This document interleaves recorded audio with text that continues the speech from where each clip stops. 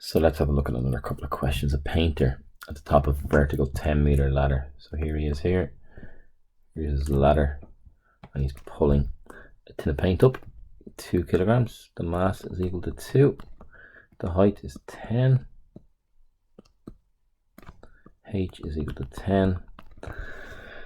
So we're asked to find the work done. Well, what's the energy gain here? mgh, we've no speed involved in this question. You can see he's just pulling on a rope, so it's not going the same speed all the time.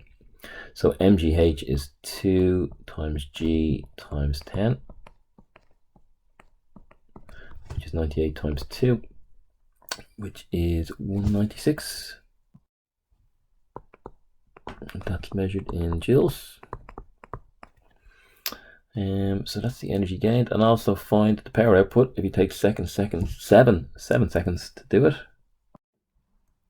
The energy gained is equal to the work done, and power is equal to work over time,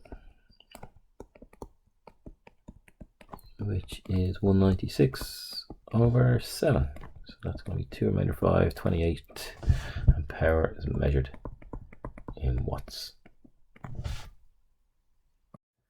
So let's look at this question. Projectile fired from level ground. You have done this question before using a different method. So here's my projectile fired from level ground, and we're asked to find the speed when it's up here somewhere. Let's say this is 1,000 meters above the ground. So what's going on in this case? So we have a position 1, we have position 2, and we're going to use the principle of conservation of energy here, that the energies of these positions are the same. So let's look at position 1 and see what's happening. The height of it is 0, and we can see here the velocity is equal to 200. At position 2, we have the height is equal to 1,000. We're asked for the velocity. We'll call it v2 maybe. So doesn't tell us it's mass. I'm just going to call the mass m.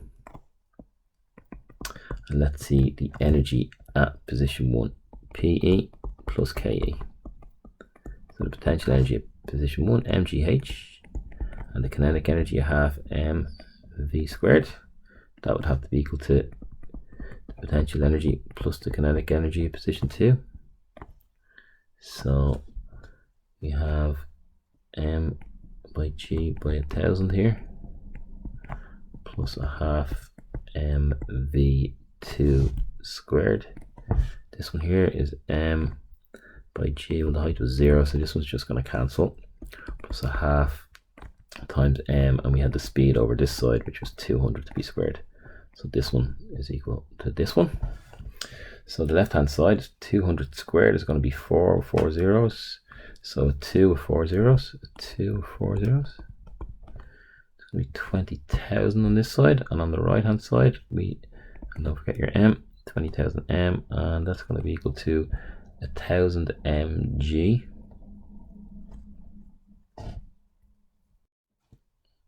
And 1,000 mg, so that's 9,800. G being 9.8 m, and plus a half m. Well, we've only got one v now, so I'll just leave the 2 out, mv squared. So what have I got? If I divide by m, I get rid of my m. Multiply by, well, let me just bring the 9,800 over first. So I'm going to get 10,200 is equal to v squared over 2. So just bring your 2 across in one step. So you're going to get 20,400 is equal to v squared. So v is equal to the square root of 20,400, and it doesn't ask for it in any particular format, so I might just leave it like this, and that will be meters per second. Let's look at this example of swing when at its lowest point is 1 meter above the ground and a girl sits on it. When it's at its highest point, it's 2 meters above the ground. Find the speed of the swing when it's at its lowest point. Okay, a sketch might help here. Here's our swing, and let's just take this as the swing in the girl. So she's going to swing up, she's going to stop momentarily, and then she's going to come back down, and that's going to repeat itself. Obviously she's going to go forward but then come back up. So this height here is, we are told, above the ground 2 meters, and this height here above the ground is 1 meter.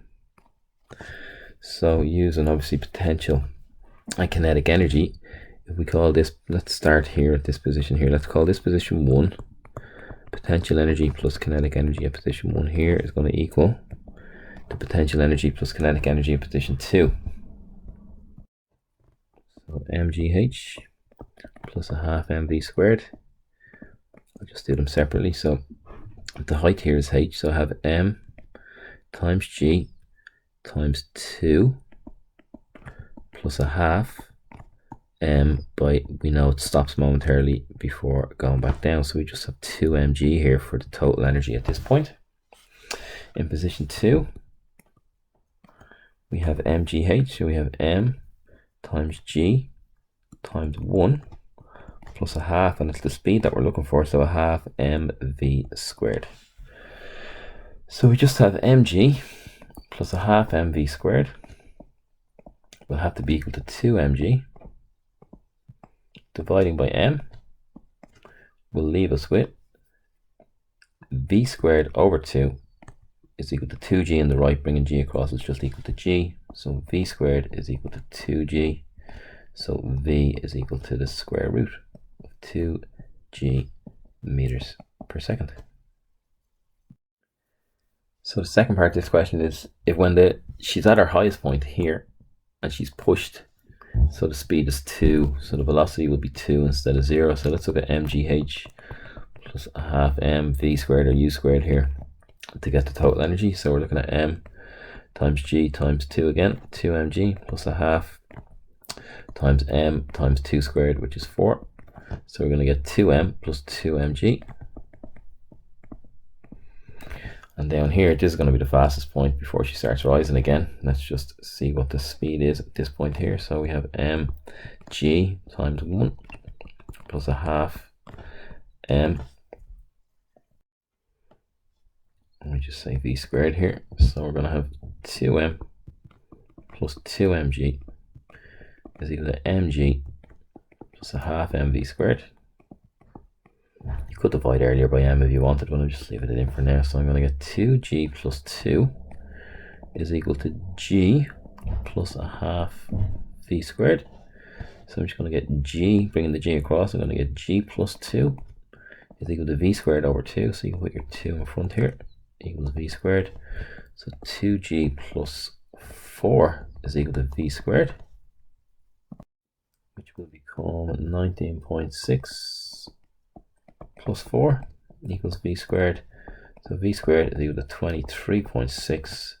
So v is equal to the square root of 23.6, which I'm going to type into a calculator to get 4.858